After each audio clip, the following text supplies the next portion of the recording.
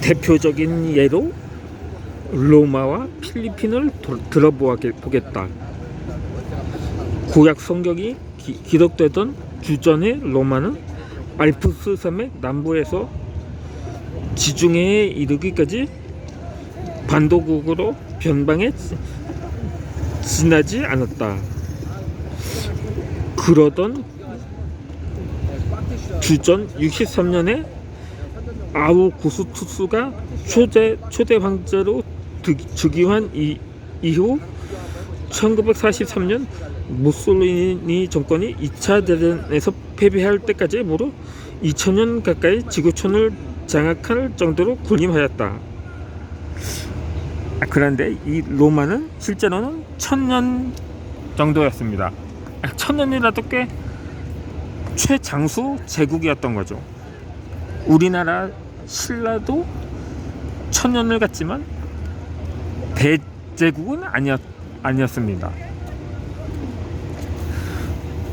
기원전 400년경에 동서로 갈라지면서 그렇게 하나씩 멸망당했던 거죠. 그러다 언제부턴가 제국으로 다시 부상한 것은 19세기에서 20세기 초반 무렵이었습니다. 그 당시 독일이 제국이었기 때문에 동맹을 맺었던 거죠. 또 당시 오스트리아도 제국이었기 때문에 이른바 삼국 동맹을 통해서 두 차례씩이나 세계대전을 일으켰던 거죠.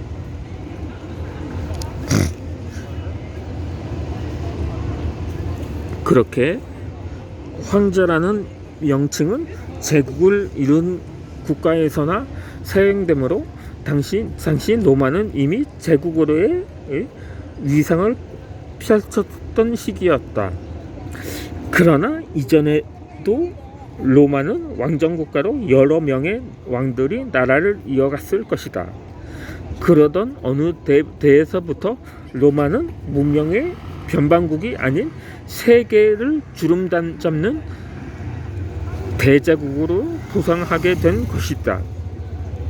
그러면 그 반대 사례인 필리핀의 예를 들어보도록 한다. 필리핀은 19세기까지 로마의 식민지였던 스페인의 지배를 받은 나라였다. 그러다 1945년 일본을 마지막으로 오랜 식민 통치를 마치고 자국의 대통령을 선출하는 공화국이 들어섰다. 따라서 필리핀은 왕정 없이 민주체제로 시작되었다. 세계적으로 왕정 없이 그대로 민주공화국으로 출발한 나라는 많지 않습니다. 그 미국을 비롯해서 몇 나라 안 됐죠. 그러니까 미국의 식민 지배를 받았던 나라들 중에서도 해당이 될 것입니다.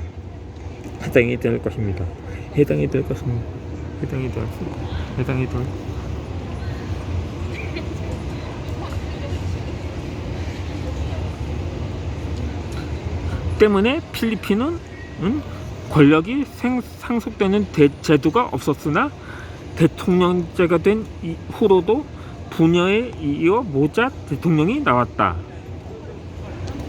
뭐 이것도 참 역사적인 아이러니였다고 볼 수도 있었던 거죠. 무려 두 차례씩이나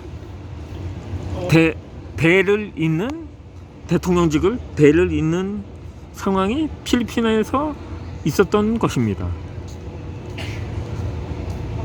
그러니까 이전에 마카파칼에서 대통령이 있었는데 한 20년 후에 글로리아 아로요라는 그 딸이 대통령이 연임을 했었던 거죠.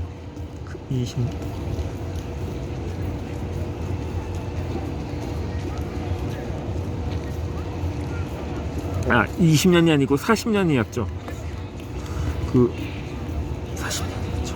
40년 만에 우리나라도 30년 만에 부녀 대통령이 탄생한 전례가 있었으니까요.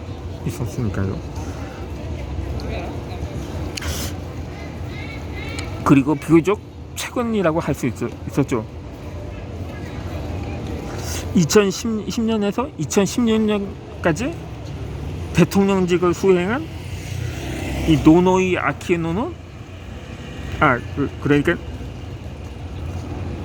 이 역시 30년 만에 모녀 대통령이 나온 셈이죠. 이 코라손 아키노가 대통령을 한 7년 정도 했다가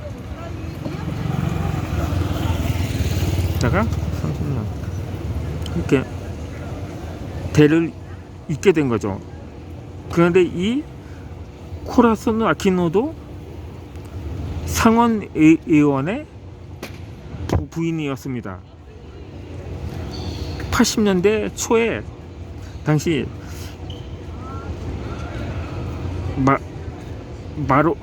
마르코스라는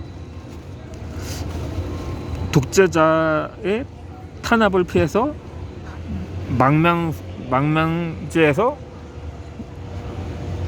민주화 운동을 벌이다 귀국하던 도중에 암살이 되면서 정치 활동을 이어간 셈이죠.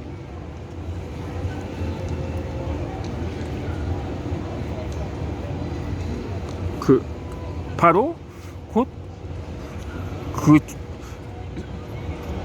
암살당한 베니그노 아키노에는 상원 의원에 그쳤지만 그 코라손 아키노 미망인은 그 대통령까지 올라갔었던 것이죠. 그 후로는 필리핀이 이 60년대까지만 하더라도 우리나라보다 경제력이 앞섰다고 합니다. 오죽하면 우리나라가 박정희 의장이 대통령이 되기 전에 처음으로 해외 방문한 나라가 필리핀이었습니다. 원래 당초 경호지가 미국이었는데 당시 미국은 쿠데타로 집권한 정부를 인정해주지 않았어요. 결국 발길을 돌렸던 거죠. 그래서 필리핀은 당시 경제적으로 재정 상황이 여유롭기 때문에 우리나라의 차관을 빌려주었다고 합니다. 그 인연으로 우리나라의 장충체육관과 주한 필리핀 대사관이 그 나라의 기술로 지어졌던 거죠. 그렇게 당시 우리나라는 필리핀을 모델로 삼았지만 이제는 완전히 상황이 역전되어 버렸던 거죠. 맞아. 지금 필리핀은 거의 우리나라를 거의 추월은커녕 거의 따라잡기조차도 어려운 경제적인 격차를 보여주고 있습니다.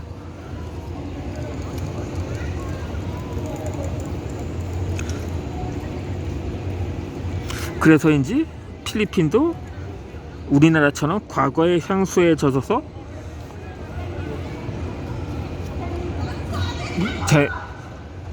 대를 이어 지도자를 선출한 것이 아닌가 하는 생각입니다.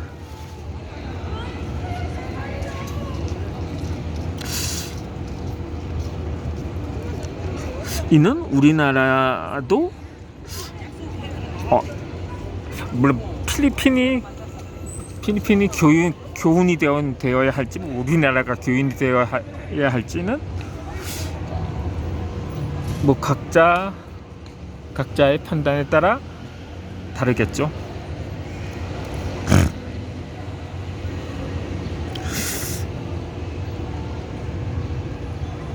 근데 이 필리핀은 오히려 예전의 명성을 회복하지 못하고 오히려 더 쇠락하여 아시아에서뿐만 아니라 세계 최빈국의 하나로 전락했고 가장 위험한 나라가 되었습니다. 지금 현 두테르테 대통령이 상당히 강력하게 치안을 유지하고 있는데 그만큼 필리핀의 치안이 불안정했었던 거죠. 좌우지간 과거의 잘못을 교훈 삼아 바로잡을 때 비로소 그 전철을 밟지 않도록 조심하게 됩니다. 검증된 리더만이 안정된 공동체를 이끌어갈 수 있는 것입니다. 그러면 또 다음 본문으로 넘어가기에 앞서 다음 본문은 이제 본문이 다음 주제가 소재가 되는군요. 영상을 이어서 설명을 드리도록 하겠습니다.